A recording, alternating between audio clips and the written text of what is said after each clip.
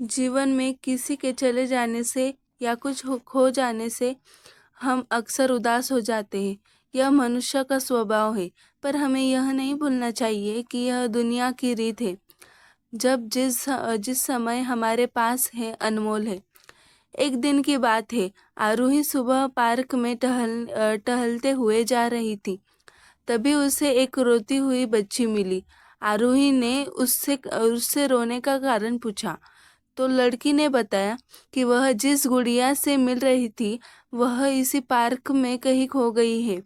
आरोही ने उस बच्ची को उसकी गुड़िया ढूंढ लाने का आश्वासन दिया, जिससे वह बच्ची चुप हो गई।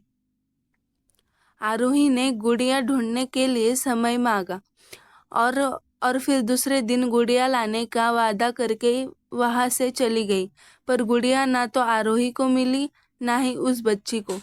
आरोही ने गुड़िया की तरफ से एक काल्पनिक पत्र उस बच्ची को लिखी, और जब जब वह बच्ची पार्क में गुड़िया पाने की आशा में आई तो आरोही ने वह पत्र उस बच्ची को पढ़कर सुनाया।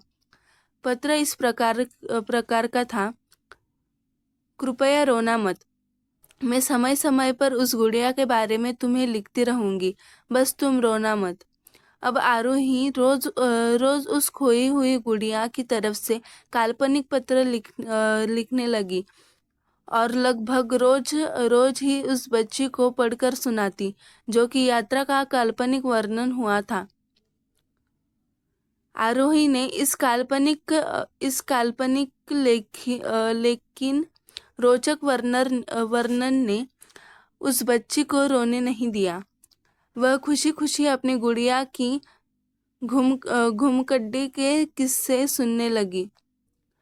अब वह खुश रहने लगी। एक दिन जब काफी कहानियां हो गई तो आरोही ने एक दूसरे गुड़िया उस बच्ची को लाकर दी।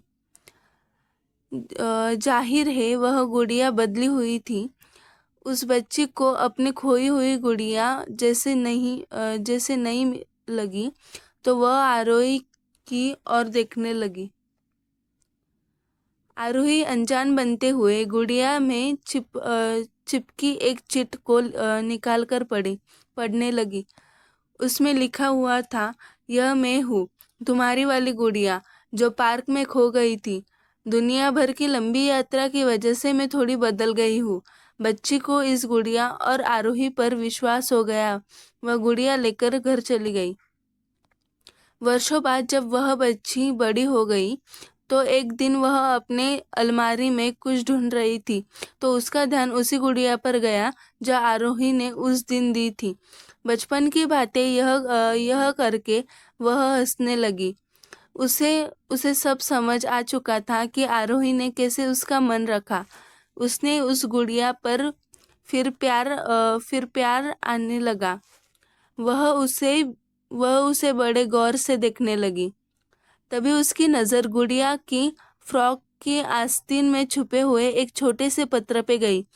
उसने बड़ी व्याकुलता से वह पत्र निकाला और पढ़ने लगी। पत्र में सौजेब में यह लिखा हुआ था, हर वह चीज़ जिससे तुम प्यार करती हो कभी न कभी तुमसे खो जाएगी, और जो तुम्हारे पास होगी वही तुम्हारे लिए सच्चे रूप में बनी होगी। रूप भले ही भिन्न होता, पर प्यार एकदम खालिस होता।